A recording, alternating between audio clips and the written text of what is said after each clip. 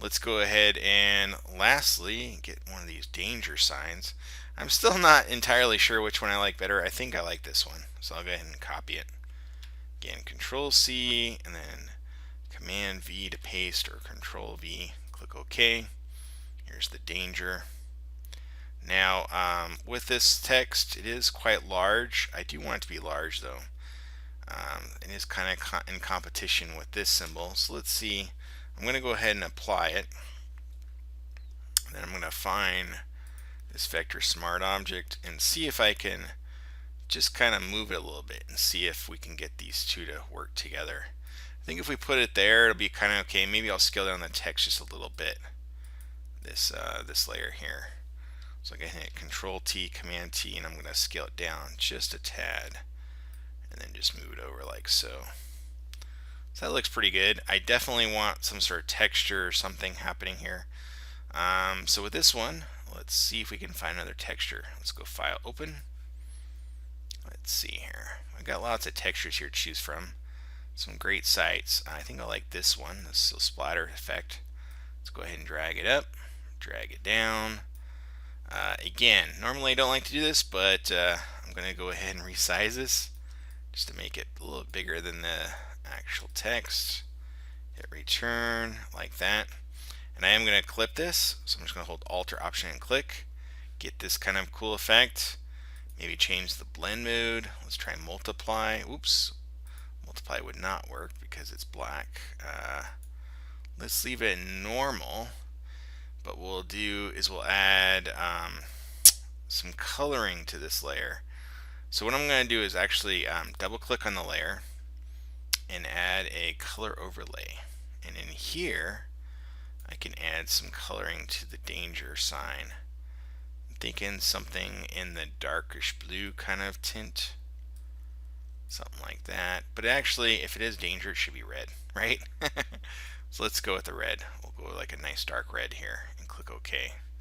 Something like that looks kind of cool. Let's see, what else? I kind of feel like it's not quite enough, so what I'm going to do is control click on that layer, and above this layer I'll actually add a new layer and actually just paint in maybe some of this red here, some color here. Hit Control D and then change that blend mode maybe to like multiply and get this kind of effect. Now I want to apply some style effects to this. I'm going to double click on it and maybe do, let's see, maybe an inner shadow might be kind of cool. Let's see. Just trying to experiment here a little bit. Inner shadow looks pretty good. Don't really want to do bevel emboss or anything like that.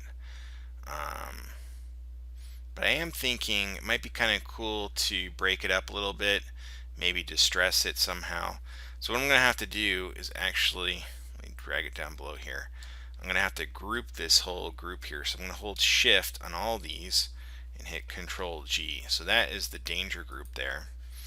And one thing that I want to do is I want to actually create a layer mask, but I want the mask to have, again, another texture. So I'm going to hit File, Open, go through here. I do want the splatter effect to end the sort of scene here, but I think I'm going to utilize one of these textures again. I'm going to use this one here and drag down. And this one, again, I'm just going to resize it, increase the size here. And then I'm actually going to treat this layer kind of like a mask. I'm going to do a little bit differently here. I'm just going to make it a little bit darker here, a little more contrast. And then let's see. And then I'm going to hold Alt or Option and let it clip inside there so it breaks it up. But no, I actually want to use that as a mask. So let me undo that real quick. Alright, so what I'm going to do is actually go in the channels and command click this channel here, I think. Let's see. Yeah, there we go. Now I got a cool selection of that. Turn it off and then click on that group and add layer mask. There we go. Now I got some cool distress effects. Now if the distressing goes out too much, you can always switch back to your brush and paint back some of it. So like if I paint with white, it's going to bring back some of that D there. I may want to break it up a little bit, but it's just a little bit too much taken away there. So that looks pretty good. The last thing I want to do is bring in that really cool blood splatter, kind of grunge, which is this guy right here, this spray thing, and bring that in. You can do a lot with textures. Looks like, let me undo that. I need to close out some of these. I don't have access to my original image here because of all these textures. So I'm just going to close these guys out. There we go. Alright, drag up, drag down. Now I got the splatter. Now I am going to increase the size and kind of rotate it, I think, something like that. And then I'm going to set this blend mode to like multiply.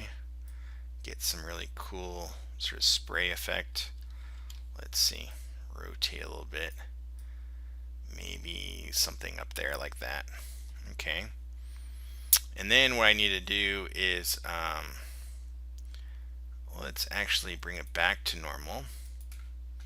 What I'm going to do is use, I need to mask some of this. So I'm going to choose Magic Wand, click in the white, and then do a select inverse.